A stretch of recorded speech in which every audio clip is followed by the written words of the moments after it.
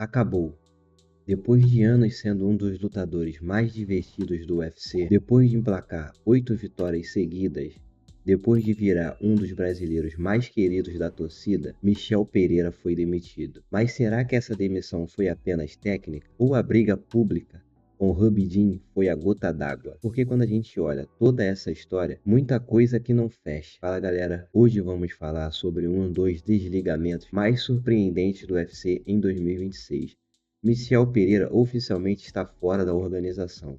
Vamos analisar por que isso aconteceu, se a demissão foi justa, quanto pesaram as derrotas recentes e, principalmente, se a guerra contra Rubidin pode ter acelerado essa saída. Porque existe um detalhe que muita gente está ignorando. Quando Michel Pereira chegou ao UFC, ele parecia um personagem de videogame. Pulava no cage, dava mortal, saltava na grade, aplicava golpes completamente improváveis. Era impossível assistir uma luta dele e não prestar atenção. No começo, isso também era um problema. Gastava energia demais, tomava decisões ruins, perdia lutas que parecia controlar. Mas a evolução veio. Michel passou a lutar com muito mais inteligência. Encontrou equilíbrio, sem perder completamente o espetáculo. Foi aí que veio o melhor momento da sua carreira. 8 vitórias consecutivas.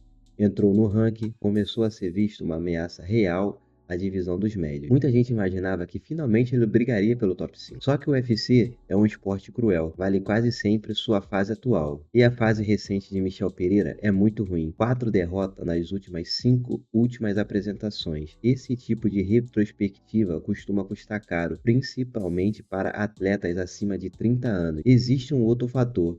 O UFC hoje demite muito mais rápido do que alguns anos atrás. A organização vive uma renovação constante. Todo evento revela novos talentos. O contender abastece o elenco. Então, manter um veterano em uma má fase ficou ainda mais difícil. Agora, isso explica a demissão?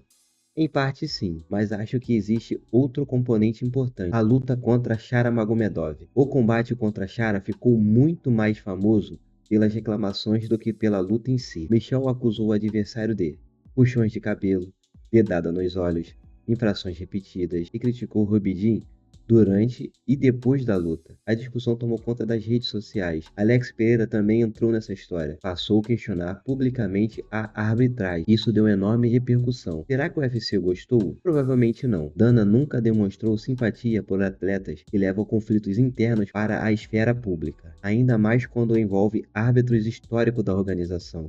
Mas a arbitragem realmente errou? Esse é um debate interessante. Muitos torcedores concordam com Michel Pereira, outros acham exagero. Independente de quem esteja certo, uma coisa é fato: a relação entre o atleta e a organização ficou desgastada, enquanto o desempenho dentro do octógono já não ajuda. Qualquer desgaste pesa muito mais. O que acontece agora? Essa talvez seja a melhor notícia para Michel. Ele dificilmente ficará parado. O nome dele vende, e um atleta extremamente carismático, tem estilo único, entrega entretenimento. Qual organização não gosta disso? PFL? ONE? Eventos de kickbox? Todas podem enxergar enorme valor nele. Aliás, não seria absurdo imaginar Michel Pereira fazendo ainda mais dinheiro fora do UFC. O legado dele existe uma coisa que ninguém pode tirar do Michel: ele nunca foi um lutador comum. Mesmo quem criticava parava para assistir. Toda luta dele tinha expectativa. Você nunca sabia o que iria acontecer. Pouquíssimos atletas conseguem isso. Ele criou identidade num esporte onde muita gente acaba parecendo igual. Michel sempre foi diferente. Agora vem uma pergunta difícil. Será que o UFC desistiu cedo demais? Por quê?